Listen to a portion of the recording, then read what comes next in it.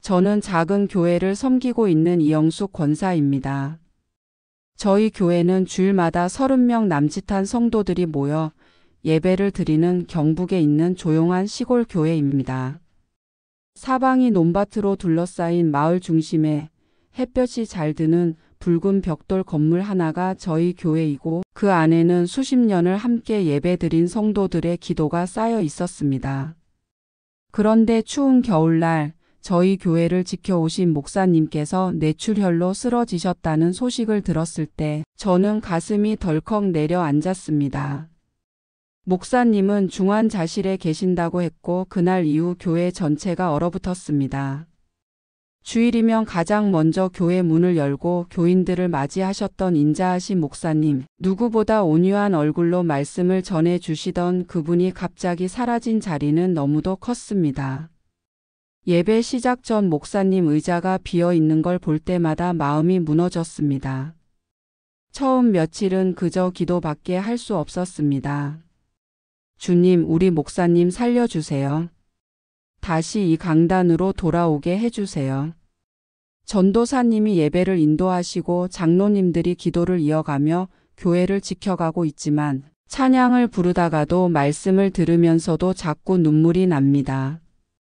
빈 강단을 바라보며 목사님의 아멘 소리를 그리워하며 우리 교회가 이제 정말 없어지는 것은 아닐까 하는 두려움이 마음에 꽉 들어찹니다. 작은 교회는 담임 목사님의 존재감이 너무 큽니다. 설교도 신방도 기도도 모두 목사님 손에 달려 있었는데 그 중심이 흔들리자 저희는 지금 간신히 버티고 있습니다. 예배 후엔 자연스럽게 모여 함께 목사님을 위해 기도하고 전도사님과 성도들이 돌아가며 병원 소식을 나눕니다. 뇌출혈이라는 말이 이렇게 무서울 줄 몰랐고 하나님이 붙들어 주시지 않으면 회복이 어렵다는 의사 말씀이 더없이 차갑게 들렸습니다. 하지만 그럴수록 우리는 더 간절히 기도합니다. 하나님, 이 일로 교회가 무너지지 않게 해주세요.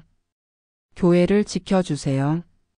예배 때마다 함께 울며 기도하는 권사님들, 회복을 위해 금식에 들어가신 장로님 모두가 마음으로 교회를 붙잡고 있습니다. 사람들은 작은 교회가 얼마나 연약한지 잘 모릅니다. 담임 목사님 한 분이 쓰러지시는 것만으로도 교회 전체가 생명을 위협받는다는 걸 우리는 지금 절절히 체험하고 있습니다. 그러나 그런 절망 가운데서도 우리는 포기하지 않습니다. 아직 목사님의 회복을 위한 기도는 끝나지 않았고 하나님은 여전히 이 교회의 주인이시기 때문입니다. 예배당을 나서며 저희는 서로 손을 맞잡고 말합니다. 다시 이 자리로 목사님이 돌아오실 거예요. 아직은 아무것도 장담할 수 없고 병상에 누워 계신 목사님은 말씀 한마디 못하시는 상황이지만 그럼에도 불구하고 저희는 믿습니다. 하나님께서 이 교회를 붙드시고 목사님을 다시 일으키시고 이 강단 위에 다시 하나님의 말씀이 선포되게 하실 것을. 그러니 주님, 저희의 이 간절한 기도를 들어주세요. 이 작은 교회를 지켜주세요. 목사님을 회복시켜 주세요. 이 공동체가 무너지지 않도록 우리가 끝까지 믿음으로 견디게 해주세요. 눈물로 드리는 이 기도가 땅에 떨어지지 않게 해주세요. 저희는 오늘도 그 기대를 안고 예배당 문을 엽니다. 목사님이 앉으셨던 그 자리를 조심스럽게 바라보며 다시 한번 믿음으로 고백합니다. 하나님, 이 교회는 주님의 교회입니다. 저희는 끝까지 포기하지 않겠습니다.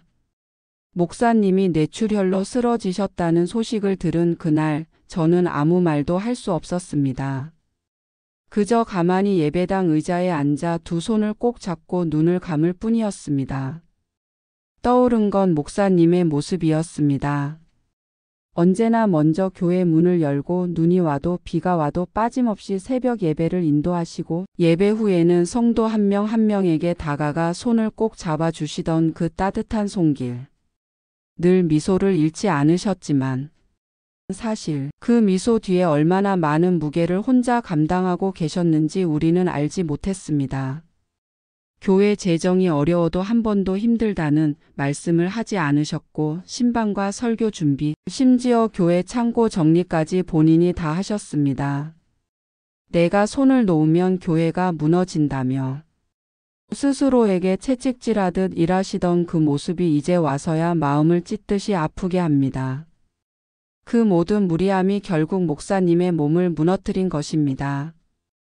의사 선생님 말씀으론 쓰러지기 며칠 전부터 이미 전조 증상이 있었을 텐데 그걸 감추고 예배에만 매달리셨다고 합니다. 그 이야기를 들은 성도님들은 하나같이 입을 틀어막고 울었습니다. 우리는 몰랐습니다. 아니, 외면했던 것 같습니다. 그분의 열심이 우리 모두를 대신한 희생이었다는 것을요. 목사님이 쓰러지신 이후 지금은 전도사님이 교회를 맡아 예배를 인도하고 계십니다. 젊은 분이고 말씀도 좋으시지만 너무나 많은 일들을 혼자 감당하고 계십니다.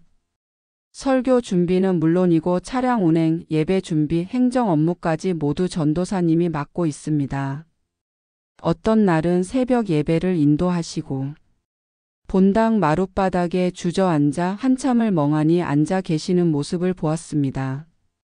말을 걸 수 없었습니다. 그 짧은 순간에도 그분의 어깨엔 온 교회의 짐이 내려앉아 있었습니다. 저는 권사로서 장로님들과 함께 최대한 전도사님을 도우려 애쓰고 있지만 현실은 늘 벽처럼 앞을 가로막습니다. 목사님이 계실 때는 몰랐던 일들이 이제야 보입니다. 단 한 명의 사역자가 교회를 어떻게 살려내고 있었는지를, 그분이 홀로 얼마나 버티고 있었는지를 이제야 우리는 조금씩 깨닫고 있습니다. 주일 예배가 끝나면 남아있는 이들이 강단 앞에 둘러앉아 기도합니다. 하나님, 저희가 너무 무심했습니다. 저희가 너무 의존적이었습니다. 이제라도 우리가 이 교회를 지켜야 한다면 지혜와 힘을 주세요. 이 교회는 지금 붕괴 직전의 달이 같습니다. 어디가 먼저 무너질지 알 수 없지만 아직 무너지지 않았다는 사실만이 우리의 희망입니다. 우리는 매주 기적이라는 단어에 기댑니다.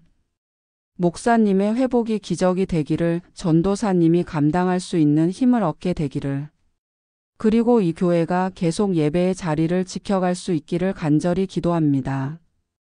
매주 그 기도 위에 우리는 말씀을 붙들고 다시 일어섭니다. 성도 한 사람 한 사람이 작은 불씨처럼 남아있지만 하나님이 그 불씨를 결코 꺼뜨리지 않으시리라 믿으며 오늘도 이 자리에서 예배를 준비합니다. 이 교회가 하나님 손에 있음을 믿기에 내일이 보이지 않아도 우리는 여전히 예배를 드립니다. 하나님의 기적이 반드시 시작되리라는 믿음을 붙들고 목사님이 쓰러지신 이후 처음 맞이한 주일 예배는 이상하리만큼 조용했습니다. 찬양을 불렀고 기도도 하였지만 모두의 눈빛은 무겁고 입술은 떨리고 있었습니다. 예배를 인도하시는 전도사님의 목소리도 힘겹게 들렸고 예배를 드리면서도 교인들은 걱정과 근심으로 표정들이 어두웠습니다. 그날 우리는 한 가지를 분명히 알게 되었습니다. 이제 누군가가 해주겠지, 목사님이 이끌어 주시겠지 하며 따라가기만 했던 시간은 끝났다는 것을요. 예배 후에 자연스럽게 강단 앞에 모였습니다. 누구 한 사람 먼저 하자고 하지 않았지만 다들 자리를 뜨지 못하고 조용히 모여 있었습니다. 전도사님이 조심스럽게 입을 떼셨습니다. 이제부터는 우리 모두가 함께 해야 합니다. 목사님이 감당하셨던 일들을 우리가 나눠야 합니다. 그 말에 처음엔 침묵만 흘렀지만 곧 장로님 한 분이 자리에서 일어나 말씀하셨습니다. 교회가 살려면 우리도 변해야지요. 맡겨진 자리 각자가 감당합시다. 그날부터 변화가 시작됐습니다. 먼저 차량 운행을 2명의 집사님이 나눠서 맡았고 전도사님은 예배와 신방 위주로 사역을 나눴습니다. 교회 청소와 예배당 정리는 권사님들과 자매들이 팀을 꾸렸고 저는 매주 기도 제목을 모아 중보기도 모임을 열었습니다. 처음엔 어색하고 서툴렀지만 시간이 지날수록 그 모습은 예전보다 더 따뜻해졌고 서로의 손길을 느낄 수 있는 예배로 바뀌어 갔습니다. 가장 크게 바뀐 건 기도의 분위기였습니다. 이전엔 예배 순서 안에만 머물렀던 기도가 이제는 교회의 숨결이 되어버린 듯 어디서든 터져 나왔습니다. 평일에도 조용히 모여 중보 기도를 드리는 이들도 생겼고 새벽이면 목사님의 회복을 위해 자발적으로 기도에 동참하는 성도들이 늘어났습니다. 우리 모두가 깨달았습니다.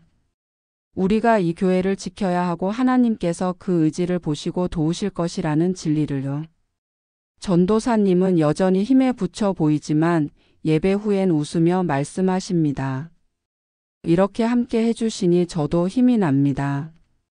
교회란 결국 누가 얼마나 대단한 사역을 하느냐가 아니라 누가 끝까지 남아 기도하며 자리를 지키느냐의 문제라는 걸 우리는 이번 일을 통해 뼛속까지 깨달았습니다.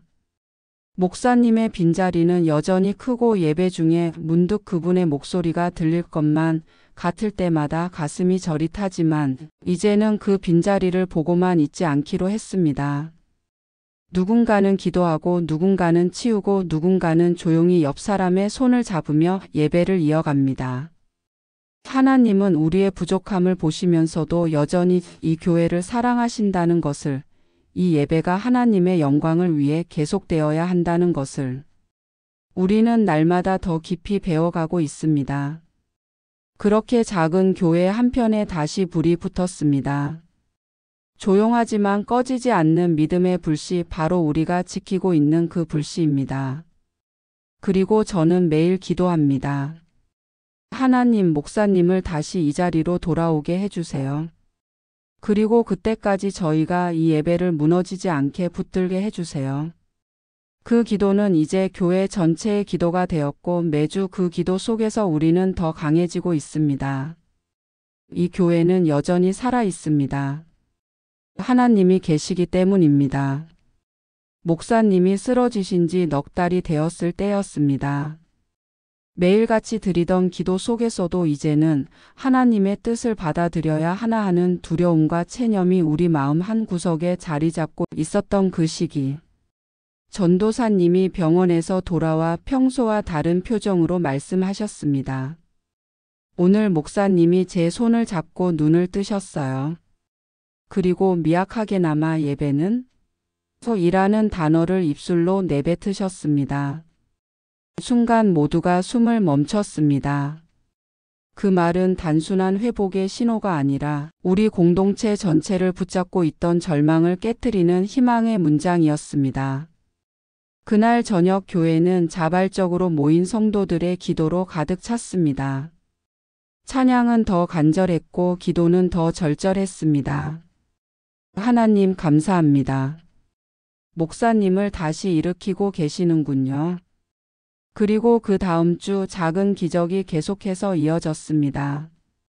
병원 침대에 몸을 일으켜 앉으신 목사님은 약한 음성으로 말씀을 시작하셨고 재활 치료를 받으며 조금씩 걷기 시작하셨다는 소식이 들려왔습니다. 그 소식을 들을 때마다 우리는 예배 가운데 더 크게 아멘으로 응답했습니다. 그리고 드디어 여름 끝자락, 아직은 휠체어에 의지하셔야 했지만 목사님이 예배당에 직접 들어서신 그날을 저는 평생 잊지 못할 것입니다. 본당 문이 열리고 목사님이 들어오시자 모든 성도들이 일어나 박수를 쳤습니다. 그 순간 목사님은 손을 들어 조용히 인사하셨고 눈가엔 눈물이 고여 있었습니다. 강단 앞에 앉으셔서 마이크를 잡으셨고 그 약한 음성으로 단 한 문장을 또박또박 말씀하셨습니다. 여러분, 기도로 저를 살려주셨습니다. 그리고 이 교회를 살리셨습니다. 아무 말 없이 고개를 끄덕이던 우리는 울고 있었습니다. 목사님의 회복은 단지 한 사람의 생명이 되살아난 것이 아니라 예배를 지키려 애쓰던 우리 모두에게 내리신 하나님의 응답이었습니다. 그리고 동시에 우리가 이제까지 드렸던 회복을 위한 기도가 헛되지 않았다는 증거이기도 했습니다.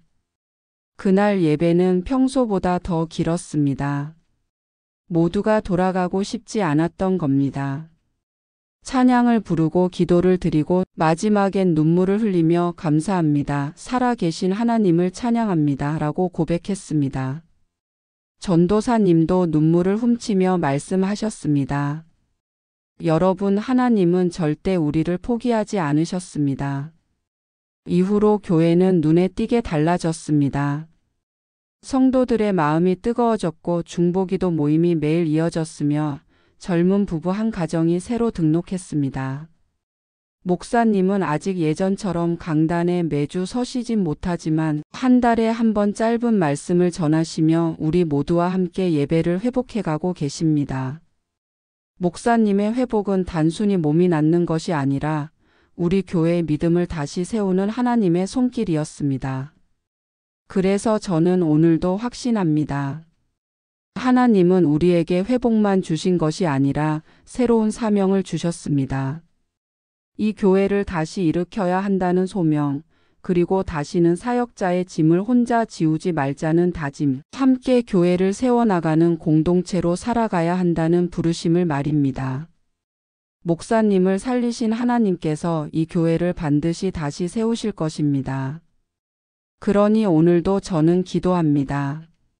주님, 저희가 끝까지 순종하게 하여 주옵소서. 이 회복을 기억하며 감사하는 삶을 살기를 원합니다. 그리고 이제는 더 많은 생명을 살리는 교회로 사용해 주십시오. 그리고 그렇게 믿으며 또 한 주를 감사로 시작합니다. 지금 우리가 드리는 예배는 기적 이후의 예배입니다. 하나님이 하셨습니다.